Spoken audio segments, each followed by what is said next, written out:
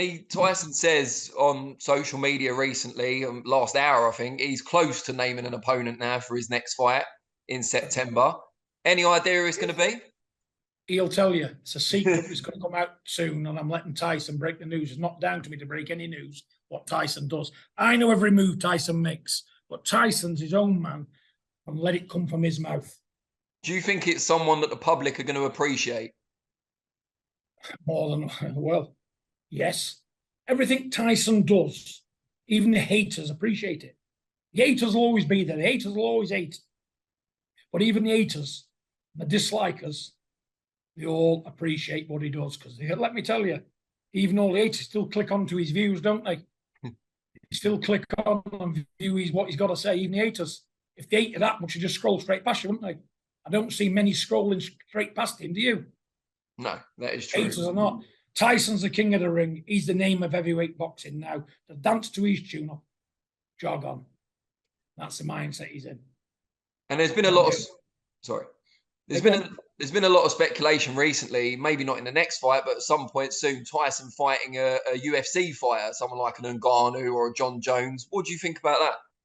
Well, at least they've got the balls to fight and not run hiding behind politics like the rest of them. Conventional boxing now is dead. I said to Tyson, conventional boxing's finished. It's too political.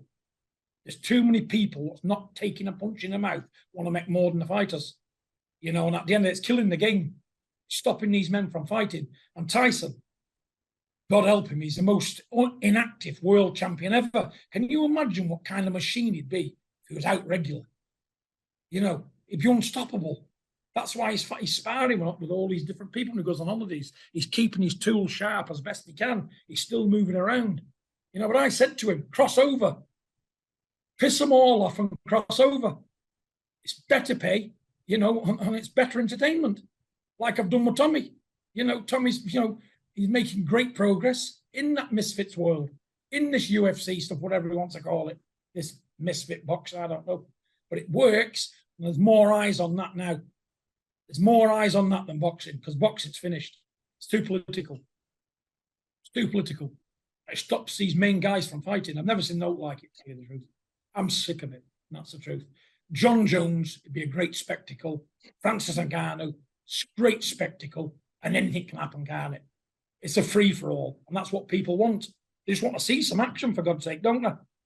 The minute they're seeing nothing, I feel sorry for the fans. I can understand them feeling and thinking the way they're doing. It's not Tyson's fault. Tyson's ready to go at any time. It's the people behind the job, the politics of the business, stopping the progress of them. I think the clever people who understand boxing know this. But everybody's quick to jump on and blame Tyson. Don't blame Tyson. He's the last man to blame. He's a fighter. You blame the people what's around him. It's definitely not me. Because I don't fight him tomorrow. You know what I'm saying? You know, if I've fought for 150 quid after a day's work, it means no to me, boxing. Nothing.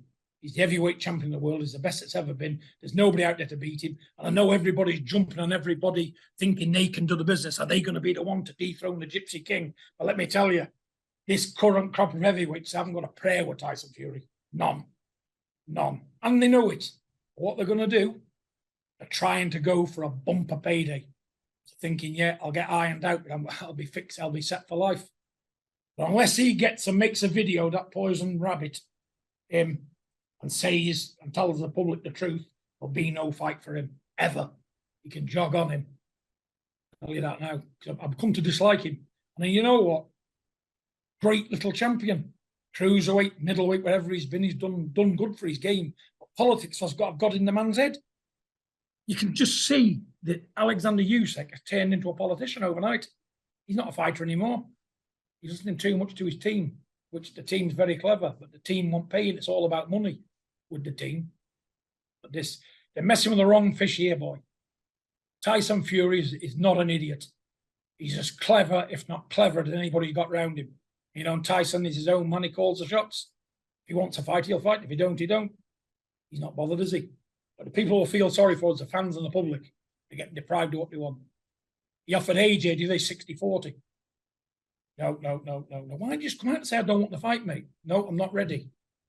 I'm in a dark place in the game. You know, I'll see you again when I'm on all 4 cylinders. You think more of them, respect them, tell the truth in the game instead of hiding behind politics. And Usyk is the biggest liar on the planet, and so is his people. Lost all respect for him altogether. You know, he wants a fight, sign the contract for his 30%, get it over to the lawyers, get it done. Let's get a fight set, date done, and deal done, isn't it? Can I say any more? We've talked a bit about your career and, you know, how you weren't paid particularly well. You obviously were keen on boxing and wanted your sons to become boxers. Could you ever have imagined they'd become, 2 of them, the superstars they are and millionaires?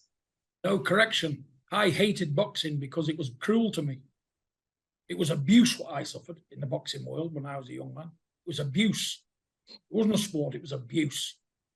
Chucked in with anybody on 2 days' notice, not even any training, no proper sparring, nothing, no proper dietitians, no strength and conditions, nothing after a day's work. I know it was only on a bum level. You still had to get in that rope and you had to get in that ring and take punches, didn't you? From 17, 18 stone guys. And they all can fight. Any man who's willing to get up that ladder in that ring are capable of KOing you and putting your lights out, mate. And I've been on the receiving end of that. Not because they're better than me. Because of ill preparation and not training. Turning up, needing the money to feed my family. I thought, right, yeah, I may get chin, but at least I'll have food on Sunday morning. And that was my motto. I said to them, never be, when they was kids, I said, put them boxing gloves down. I burnt all my kit, but it was in the DNA. It was in my DNA. My father loved it. My grandfather loved it. His father loved it. It's a DNA thing. And what's in your DNA, Danny? You're not going to get out of it. And I knew he was going to be a fighter. Didn't know how good he was going to be. But, you know, all these 6 lads of mine, they're handy. They can all put their hands up. They've all been in the ring. You know, like you say, Tommy, Tyson. Tyson's a superstar in his own right. And Tommy's not doing so bad, is he? Yeah. This is what I mean. They're both millionaires. Like, you were scrabbling for 150 quid. They've got millions in the bank. Let me just tell you something. I had to go through that abuse to give me the knowledge to get them to where they are today. If that makes sense. Yeah. I'm not taking any credit for nothing, you know, but I've been a main part in Tommy's life, believe me. You know, Tyson's as well. I know he's got every Tom, Dick and Harry around him, all them, you know, I call them bag carriers, hangers on. He's got plenty of them, you know, but I've said to Tommy, the minute you have the hangers on and the bag carriers around you, you're failing. And the kid listens to every word I say.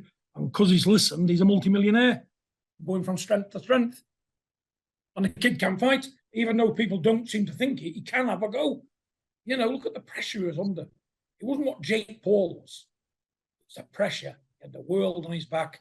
He had the professional boxing world staring down his eyes saying, you know what, you're going to let us all down. For a 23-year-old kid to deal with pressure like that on one of the biggest stages in the platforms in the world and dealt with it.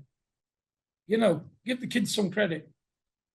Give them credit. Even if you don't like them, give them credit for what they do. Because, you know, there's many a man. I hate Deontay Wilder. Can't stand him as a man, but the man can fight. I give him credit for having the biggest punch in the last 50 years. I give him credit for getting in the ring and being a warrior. But as a man, no.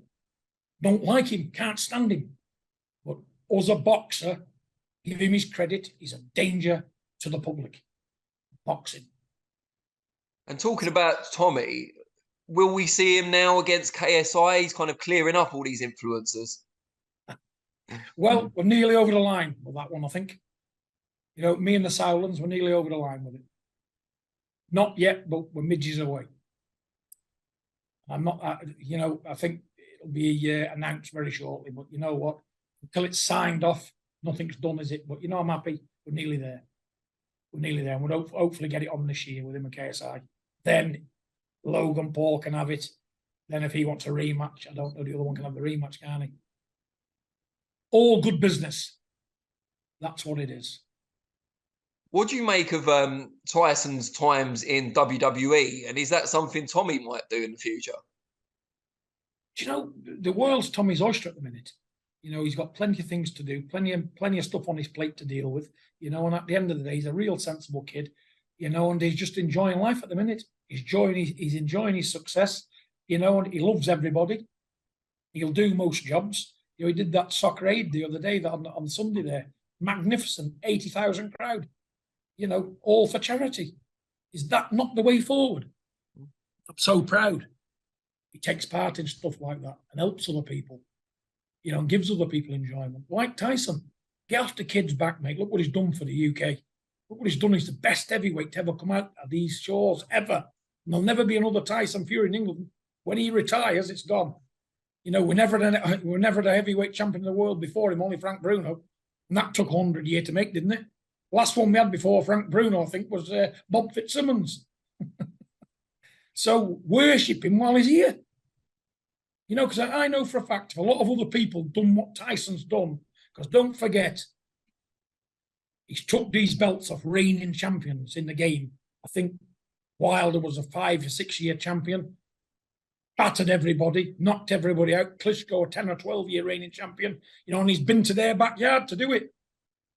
You know, so, you know, and nobody's jumping up and down to fight, well, even though I can't stand the man, people's not jumping up and down to get in the ring with him, are they? But they know one shot, it's over. And it's only the Gypsy King, Tyson Fury, can take Wilder's power. The rest can't. You've seen them all step up to the plate, haven't you? What do? Fail. There's no failure in a Gypsy King. None. So give a man some credit. Support your fellow man who's done a lot for you. If you can't do that, you're a poor state.